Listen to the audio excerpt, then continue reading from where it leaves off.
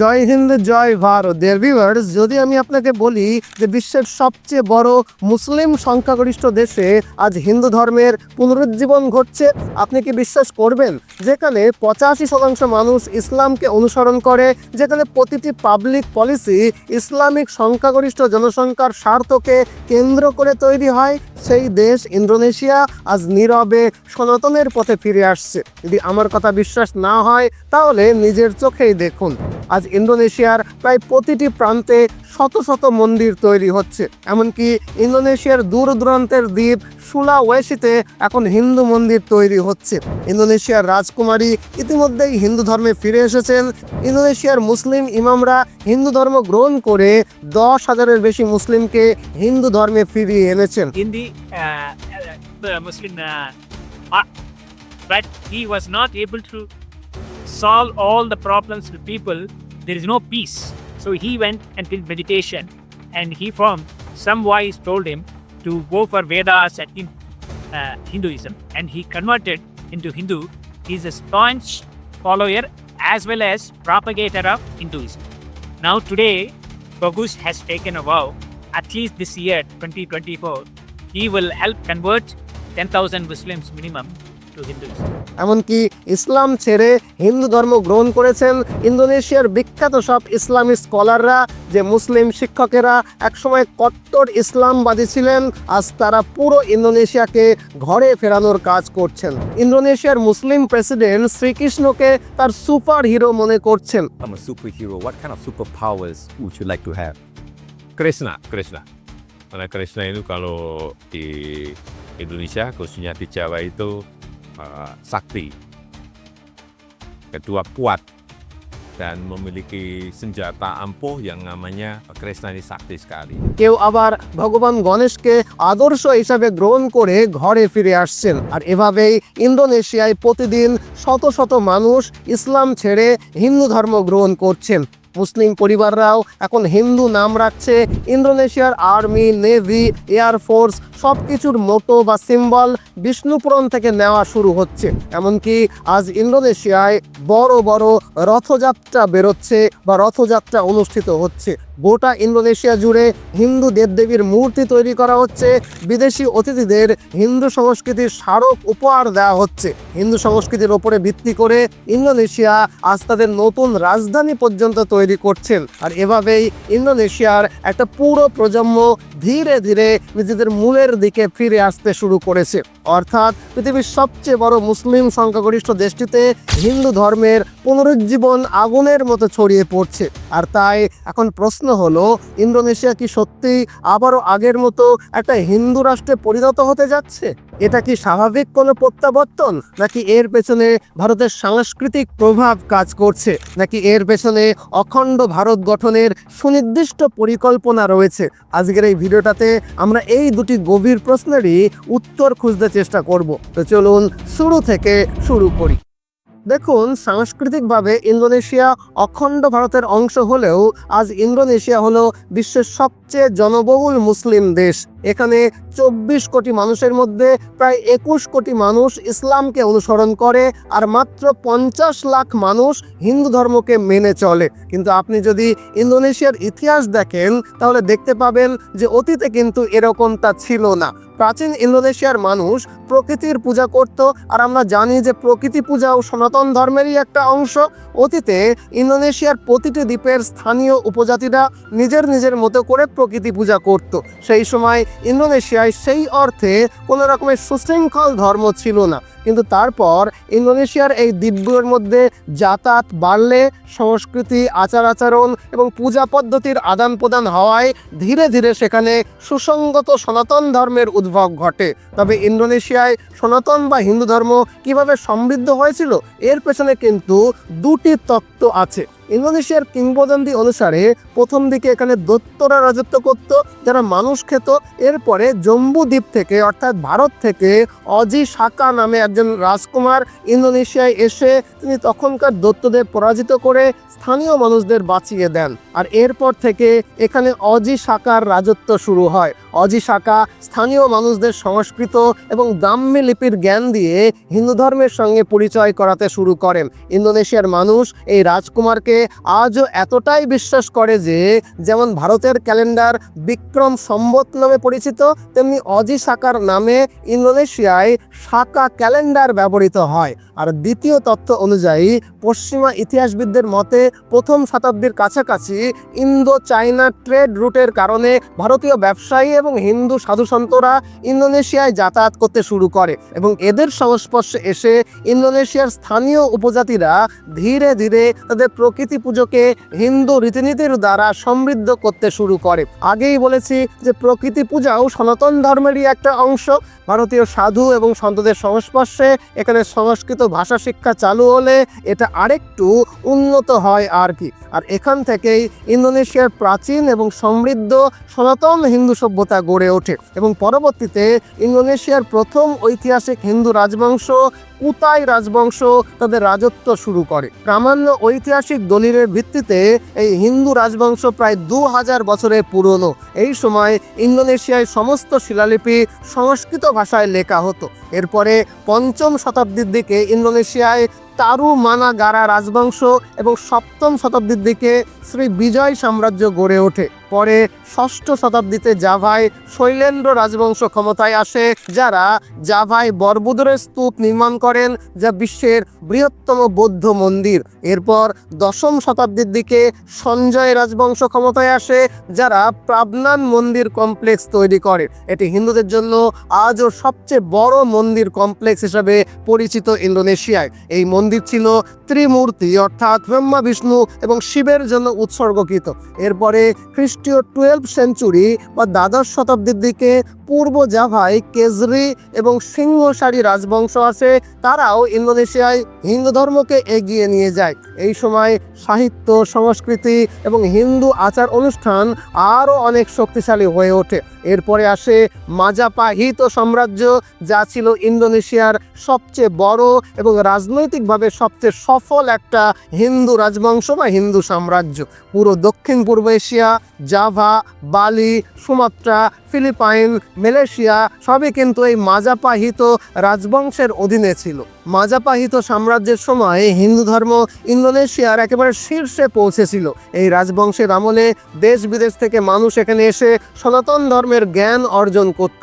Indonesia তখন তার স্বর্ণযুগে পৌঁছেছিল। কিন্তু এই মাজাপাহিত রাজত্বকালের শেষের দিকে ইন্দোনেশিয়ার দিকে নজর পড়ে ইসলামিক সুলতানদের, আর তারপরেই ইন্দোনেশিয়ার আকাশে একটু একটু করে কালো মেঘ জমতে শুরু করে। 13 শতকের কাছাকাছি আরব ব্যবসায়ীরা প্রথম ইন্দোনেশিয়ায় আসে। তারা সুমাত্রা, জাভা, কালিমান্তানের উপকূলীয় বন্দরে ট্রেডিং পোস্ট তৈরি করে।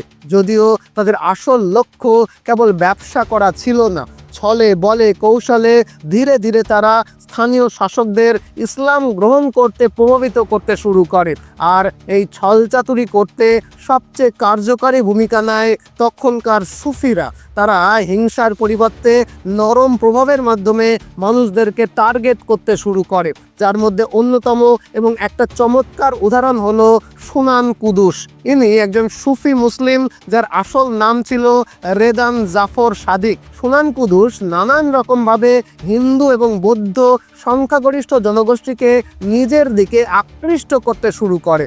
উদাহরণস্বরূপ একদিন তিনি নিজের মসজিদের সামনে একটা গরু বাঁধেন। গরুর নাম ছিল কেবো গুমরান। মসজিদের সামনে গরু বাঁধা দেখে মানুষের মধ্যে কৌতূহল সৃষ্টি হয়। তারা জমায়েত হতে শুরু করে এবং জিজ্ঞেস করে যে মসজিদের সামনে গরু কেন? সুনান কুদুস বলেন তার শৈশবে একটা গরু তার জীবন বাঁচিয়েছিল, তাই গরুর প্রতি তার গভীর ভালোবাসা এবং কৃতজ্ঞতা রয়েছে। অনেক মানুষই হিন্দু ধর্মের পবিত্র পশু গরুর প্রতি তার এই অনুভূতি দেখে তার প্রতি সহানুভূতি দেখাতে শুরু করে। এভাবে মানুষের মনোযোগ পাওয়ার পর তিনি শুরু করেন বড় বড় জ্ঞানের আলোচনা। মানুষ এতটা মুগ্ধ হয়ে যায় যে তারা সুনান কুদুসকে বিষ্ণুর অবতার বলে মনে করতে শুরু করে। এরপর মানুষ তার সঙ্গে আবেগগতভাবে সংযুক্ত হয়ে গেলে সুনান কুদুস তাদের ইসলাম গ্রহণ করতে প্ররোচিত করে। সুনান কুদুসের চতুর কৌশলটা ঠিক কী ছিল নিশ্চয়ই বুঝতে পারলেন। এখানে গরু হিন্দু এবং ইসলামের মধ্যে একটা প্রতীকী সেতু হিসাবে কাজ করেছিল। এভাবে আরও নানান রকমের ছল কৌশল ব্যবহার করে সুনান কুদুস ইন্দোনেশিয়ায় ইসলামের বিস্তার করতে শুরু করে। এখানে এই যে স্ক্রিনে সুনান কুদুসের যে মসজিদটা দেখতে পাচ্ছেন, এটি আসলে একটা বিখ্যাত হিন্দু মন্দিরকে ভেঙে তৈরি করা। যদিও তারপরেও তখনও ইন্দোনেশিয়ায় হিন্দু ধর্মকে পুরোপুরি নির্মূল করা সম্ভব হয়নি, কারণ মাজাপাহিত সাম্রাজ্য ইসলামিক সম্প্রসারণকে দীর্ঘদিন ধরে ইন্দোনেশিয়ায় আটকে রেখেছিল। কিন্তু যখন মাজাপাহিতের রাজবংশের শেষ হিন্দু রাজা ব্রবিদ্যা পঞ্চম 1478 সালে নিজেই ইসলাম ধর্ম গ্রহণ করলো, তখন ইন্দোনেশিয়ায় হিন্দু প্রতিরোধ সম্পূর্ণ ভেঙে পড়ল।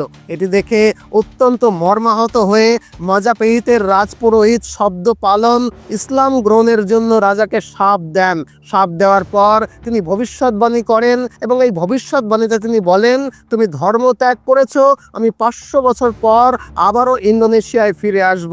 যার আগে ইন্দোনেশিয়ায় বড় কোনো প্রাকৃতিক দুর্যোগ ঘটবে, পর্বতের জ্বালামুখ ফেটে আগুন বেরোবে, আর তারপর যারা ধর্ম থেকে বিচ্যুত হয়েছে তাদের মূলের দিকে ফেরানোর জন্য আমি জন্মগ্রহণ করব।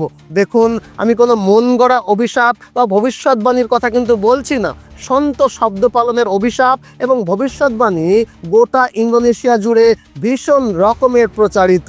যাই হোক, হিন্দু সাম্রাজ্যের পতনের সাথে সাথে ইন্দোনেশিয়ায় ব্যাপক ধর্মান্তরণ শুরু হয়ে যায়। মুসলিম শাসকরা অমুসলিমদের বিরুদ্ধে জিহাদ ঘোষণা করে, কেউ বেঁচে থাকার জন্য ইসলাম গ্রহণ করে, কেউ আবার জিজিয়া কর না দিতে পেরে ইসলাম গ্রহণ করে, আবার কেউ মুসলিম সাম্রাজ্যের প্রোটেকশন পেতে বা সুযোগ সুবিধা পেতে ইসলামকে গ্রহণ করতে শুরু করে।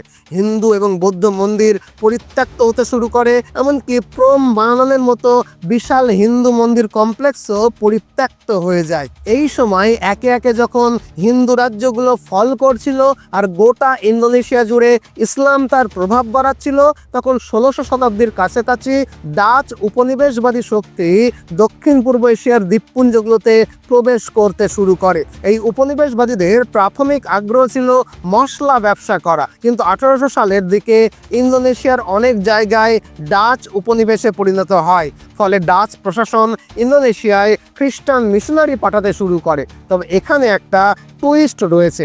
ডাচ প্রশাসন মুসলিম সংখ্যাগরিষ্ঠ অঞ্চলে মিশনারি কার্যক্রমকে কঠোরভাবে নিষিদ্ধ করে। কেন? কারণ তারা চাইতো না যে মুসলিম সংখ্যাগরিষ্ঠ কমিউনিটির সঙ্গে কোনো রকমের সাম্প্রদায়িক অশান্তি সৃষ্টি হোক।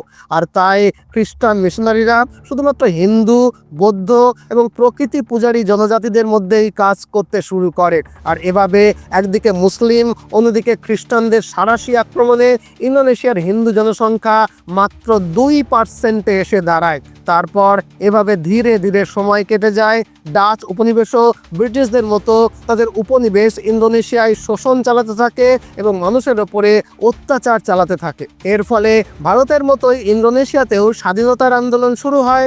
সবাই একজোট হয়ে ডাচ বিরোধী সংগ্রামে লিপ্ত হয়। আর এর ফলস্বরূপ 17ই আগস্ট 1945 সালে ইন্দোনেশিয়া ডাচ উপনিবেশ থেকে স্বাধীনতা ঘোষণা করে। স্বাধীনতা পাওয়ার পর ইন্দোনেশিয়ার হিন্দুরা ভাবতে শুরু করে যে এখন তারা ধর্মীয় স্বাধীনতা পাবেন এবং হিন্দু পরিচয় পুনরুজ্জীবন করা সম্ভব হবে। কিন্তু বাস্তবে হয় সম্পূর্ণ তার বিপরীত। কেন বলছি কথা? কারণ ইন্দোনেশিয়া যখন স্বাধীন দেশ হিসেবে গঠিত হলো, তখন প্রথম যে বড় প্রশ্নটা উঠল সেটা হলো নতুন দেশের জাতীয় পরিচয় কি হবে। সেই সময় এক পাশে ছিল দার উল ইসলাম গ্রুপ, যারা চেয়েছিল ইন্দোনেশিয়া একটা ইসলামিক দেশ হোক, শরিয়া আইন অনুযায়ী চলুক। আর অন্যদিকে ছিল একটা গ্রুপ যারা চেয়েছিল ইন্দোনেশিয়া একটা বহুত্ববাদী প্রজাতন্ত্র হোক, অর্থাৎ বহুতে একতার নীতিতে বিশ্বাস রাখুক। ইন্দোনেশিয়ার দ্বিমুখী অবস্থানের জন্য উভয় গ্রুপের মধ্যে একটা সাধারণ সমাধান বের করতে এবং কমন গ্রাউন্ড তৈরি করতে ইন্দোনেশিয়ার প্রতিষ্ঠাতারা একটা ভীষণ ড্রাফট তৈরি করেন, যার নাম ছিল পঞ্চশীল বা 5 নীতি, যা ইন্দোনেশিয়ার রাষ্ট্রতত্ত্বকে সংজ্ঞায়িত করে। এই 5টা নীতির মধ্যে প্রথম নীতি ছিল একমাত্র এক ঈশ্বরে বিশ্বাস। অর্থাৎ প্রথম নীতির মাধ্যমে হিন্দু, বৌদ্ধ এবং অ্যানিমিজমের মতো বহু দেবদেবীর ধর্ম ধর্মকে সরাসরি ইন্দোনেশিয়ার ধর্মীয় কাঠামো থেকে বাদ দিয়ে দেওয়া হয়। শুধু তাই নয়, কাউকে ধর্ম না মানার অধিকারটুকু পর্যন্ত দেওয়া হয় না। প্রতিটি মানুষকে হয় ইসলাম গ্রহণ করতে হবে, নতুবা ক্যাথলিজম অথবা প্রোটেস্ট্যান্ট খ্রিস্টান ধর্মের মধ্যে যে কোনো একটাকে বেছে নিতে হবে। অর্থাৎ ইন্দোনেশিয়া এমন একটা রাষ্ট্র সমর্থিত ধর্মান্তর নীতি নিল, যা অমুসলিম এবং অখ্রিস্টানদের উপরে পরোক্ষভাবে চাপ সৃষ্টি করে বলল, হয় তুমি ধর্মান্তরিত হও, না হলে তোমার ধর্মের কোনো অস্তিত্বই রাখা হবে না। আর এই নীতি অনেকাংশে সফলও হলো। অনেক প্রকৃতি পূজারী বা এনিমিস্ট উপজাতি চাপের মুখে তাদের স্থানীয় ধর্মকে ত্যাগ করলো। উদাহরণস্বরূপ, ইস্ট তিমোরে 1970 সালে মাত্র 20% মানুষ ক্যাথলিক ছিল এবং সংখ্যাগরিষ্ঠ জনসংখ্যা এনিমিস্ট ধর্মে বিশ্বাস করত, মানে প্রকৃতি পূজারী ছিল। 1990 সালের মধ্যে, মানে মাত্র 20 বছরে, প্রায় 95% মানুষ ধর্মান্তরিত হয়ে খ্রিস্টান হয়ে গেল। একইভাবে হিন্দুদের ওপরেও প্রচুর চাপ দেওয়া হয়েছিল যেন তারা আব্রাহামিক ধর্মকে গ্রহণ করে। এই রাজনৈতিক এবং ধর্মীয় চাপের সময় হিন্দুরা একত্রিত হতে ধীরে ধীরে বালি দ্বীপে স্থানান্তরিত হতে শুরু করে। 1953 সালের দিকে পরিস্থিতি এতটাই তীব্র হয়ে ওঠে যে বালিনিজ হিন্দুরা ইন্দোনেশিয়া থেকে পৃথক হওয়ার কথা পর্যন্ত ভাবতে শুরু করে, কারণ সরকার জোর করে তাদের ইসলাম ধর্মে ধর্মান্তরিত করার চেষ্টা করছিল। তবে ইন্দোনেশিয়ার মোট জনগোষ্ঠীর মাত্র 2% হওয়ার কারণে হিন্দুদের এত ক্ষমতা ছিল না যে তারা সরাসরি রাষ্ট্রের নীতির বিরুদ্ধে প্রতিবাদ করতে পারে। আর এরকম একটা প্রতিকূল পরিবেশে হিন্দু সম্প্রদায় ধর্মান্তরিত হওয়ার পরিবর্তে রাষ্ট্রকে বোঝাতে চেষ্টা করলো যে হিন্দু ধর্ম একটা বৈধ ধর্ম, যা ইন্দোনেশিয়ার সরকারি কাঠামোর মধ্যে থাকা উচিত। আর এই প্রচেষ্টায় ভারতের 2 ব্যক্তির বড় অবদান ছিল। প্রথমজন ছিলেন নরেন্দ্র দেব পণ্ডিত শাস্ত্রী, আর দ্বিতীয়জন ছিলেন শ্রী রঘু বীরা। তারা বালির হিন্দু নেতাদের সঙ্গে মিলিত হয়ে ইন্দোনেশিয়ার জন্য হিন্দু ধর্মকে নতুন করে রূপ দেন। তাদের লক্ষ্য ছিল সনাতন ধর্মের সারমর্মকে রক্ষা করা, এবং এটি প্রমাণ করা হলো যে হিন্দু ধর্মও একটা এক ঈশ্বরবাদী ধর্ম, যা একটা সর্বোচ্চ অস্তিত্বকে মান্য করে। কিন্তু কিভাবে, আসুন সেটাই বুঝি। যেমন খ্রিস্টান ধর্মে 10টি নির্দেশিকা বা 10 কমান্ডমেন্ট আছে, এবং ইসলামে 5টি স্তম্ভ বা 5 পিলার্স আছে, তেমনভাবে ইন্দোনেশিয়ান হিন্দু ধর্মকে সংজ্ঞায়িত করা হয় পঞ্চশ্রদ্ধা বা 5টি মৌলিক নীতি হিসাবে, যা ইন্দোনেশিয়ার প্রতিটি হিন্দুর জন্য কমন হবে। এগুলো কি কি? 1. আত্মা বা আত্মন, যেটা প্রতিটা জীবের মধ্যেই আত্মার অস্তিত্ব রয়েছে, এটাকে বোঝায়। 2. কর্মফল, প্রতিটি কাজের ফলাফল থাকে, এটা ব্যাখ্যা করে। 3. পুনর্জন্ম, মানে জন্ম মৃত্যুর চক্র আর কি। 4. মুক্তি বা মোক্ষ, মানে জন্ম মৃত্যুর বন্ধন থেকে মুক্তি। মূলত এই 4টি নীতি ভারতীয় হিন্দুরাও কিন্তু মেনে চলে। পঞ্চম এবং শেষ নীতিটা কিছুটা ভিন্নভাবে ফ্রেম করা হয়। এটি হলো সর্বশক্তিমান ঈশ্বর, ওয়ান অলমাইটি গড। আপনারা জানেন হিন্দু ধর্মে বহু দেববাদ আছে, যেমন ব্রহ্মা, বিষ্ণু, মহেশ বা শিব, এরা হলেন সর্বশক্তিমান ত্রিতত্ত্ব। আবার দেবী যেমন পার্বতী, লক্ষ্মী, দুর্গা, এবং তাদের আবার ভিন্ন অবতার রয়েছে। এছাড়াও অন্যান্য দেবতা রয়েছে, গণেশ, সূর্য, বরুণ, ভূমিদেবী, ইন্দ্র, এমন।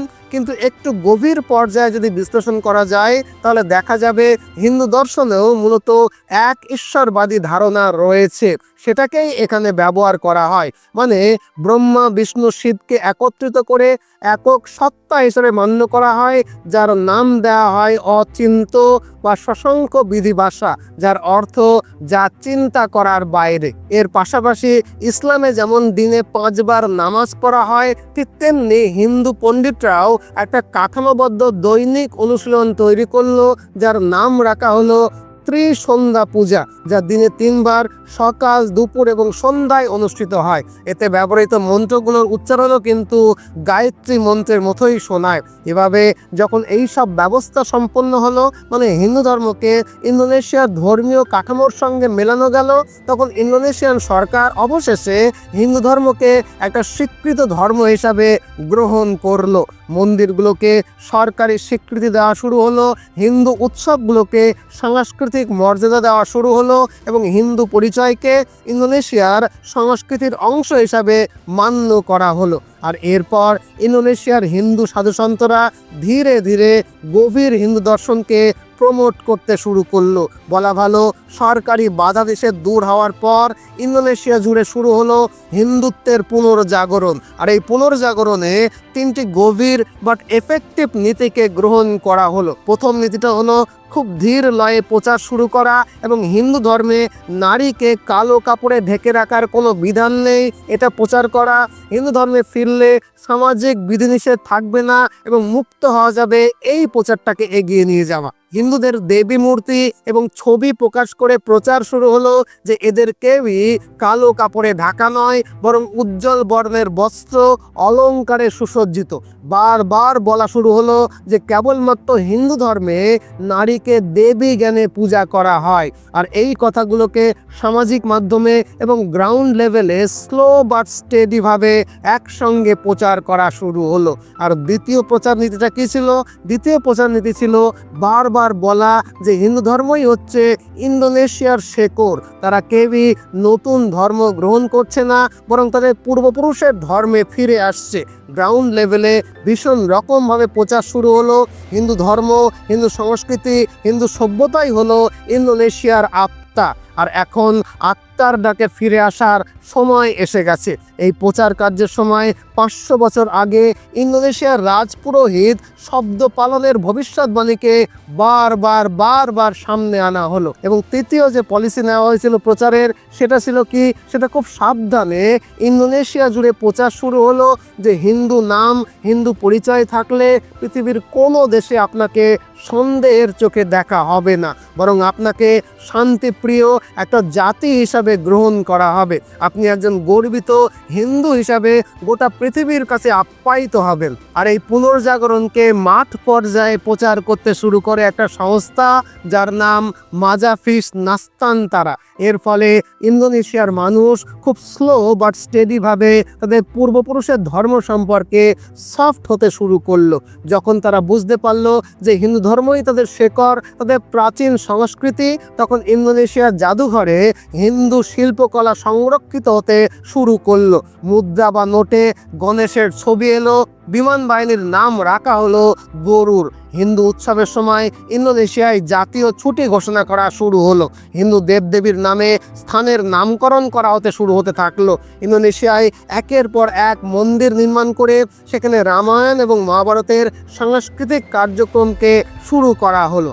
ধীরে ধীরে ইন্দোনেশিয়ার মুসলিমরাও হিন্দু সংস্কৃতিকে সম্পূর্ণরূপে নিজেদের মধ্যে আত্মস্থ করতে শুরু করলো। সব মিলিয়ে ইন্দোনেশিয়ায় গভীরভাবে হিন্দু পুনর্জাগরণ শুরু হলো। আর এভাবেই আজ ইন্দোনেশিয়ায় যা ঘটছে তা শুধু সাংস্কৃতিক জাগরণ নয়, বরং এটি একটা সভ্যতার পুনর্জাগরণ।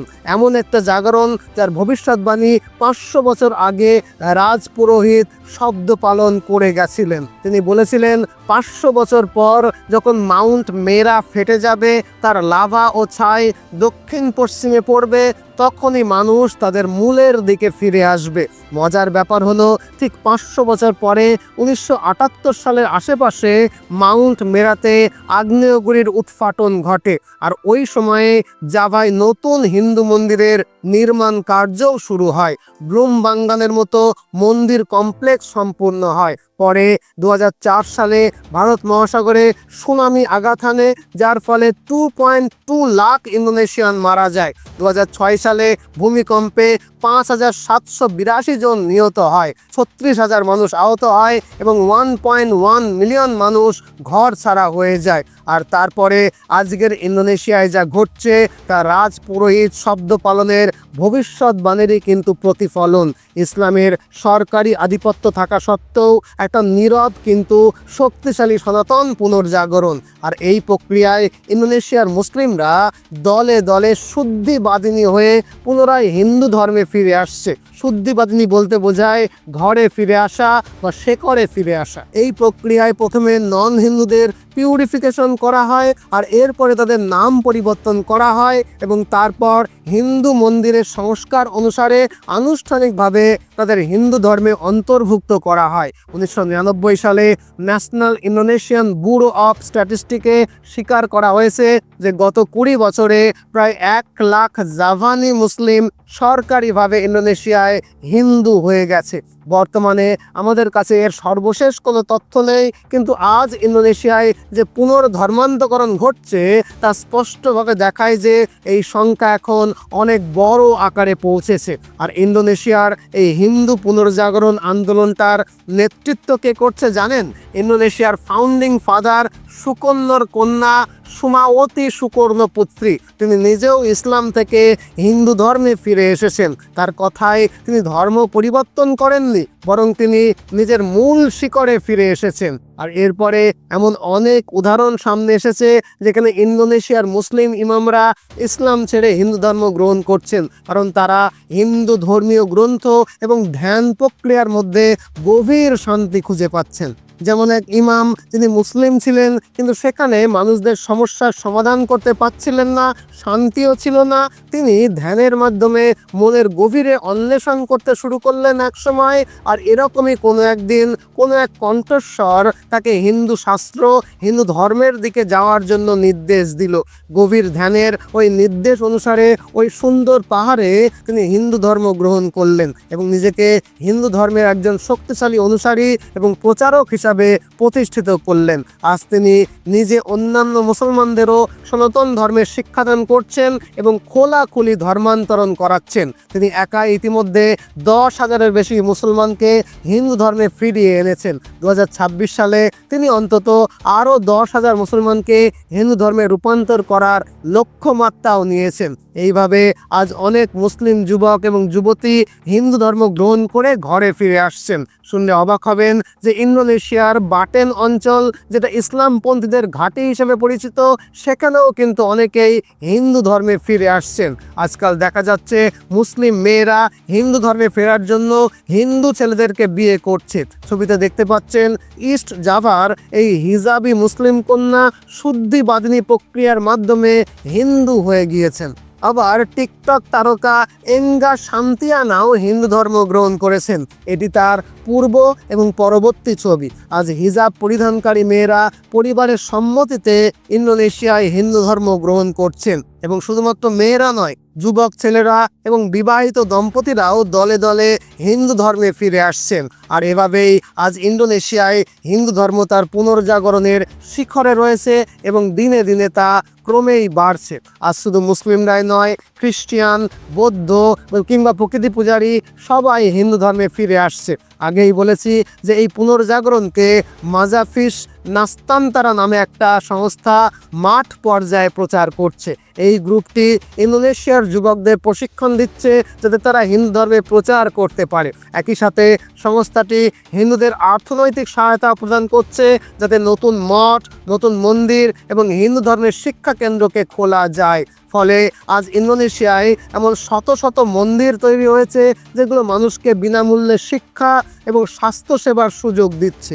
এর ফলে বহু নন হিন্দুও মন্দিরের প্রতি আকৃষ্ট হচ্ছে। এভাবে ইন্দোনেশিয়ার প্রত্যন্ত কোণে কোণে মন্দির তৈরি হচ্ছে যাতে হিন্দু ধর্মকে পুনরায় জীবন্ত করে তোলা যায়। সম্প্রতি ইন্দোনেশিয়ায় শুরু হয়েছে একটা উল্লেখযোগ্য গ্রাসরুট আন্দোলন যার নাম 1000 ক্যান্ডি উসনারা।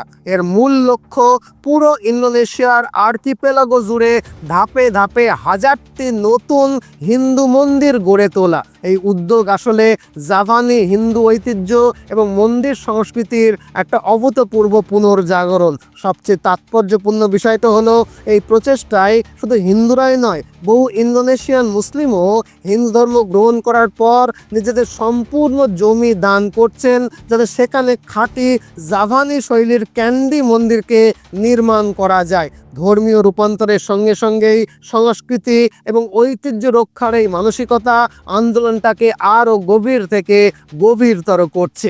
এর ফলে এই উদ্যোগ আজ শুধু জাভা বা বালিতেই সীমাবদ্ধ নয়, বরং ইন্দোনেশিয়ার মতো বিশাল দ্বীপপুঞ্জের একেবারে প্রান্তিক অঞ্চল সুলাওয়েসির মতো দূরবর্তী দ্বীপেও নতুন করে হিন্দু মন্দির নির্মাণ শুরু হয়েছে। এটি শুধু ধর্মীয় স্থাপনা নয়, বরং ইন্দোনেশিয়ার ইতিহাসে এক সাংস্কৃতিক প্রত্যাবর্তনের স্পষ্ট ইঙ্গিত। আর এভাবেই আজ জাকার্তার মতো আধুনিক শহরের কেন্দ্রেও গরুর অবতারের বিষ্ণু মূর্তিসহ কৃষ্ণ অর্জুনের রথ এবং মহাভারতের নৈতিক দৃশ্যাবলীকে তৈরি করা হচ্ছে, ভীষণ উৎসাহের সঙ্গে হিন্দু যাত্রা বের করা হচ্ছে, হিন্দু শাস্ত্রীয় নৃত্য অনুষ্ঠিত হচ্ছে, হাজারে হাজারে মানুষ রামায়ণ দেখার জন্য আসছে।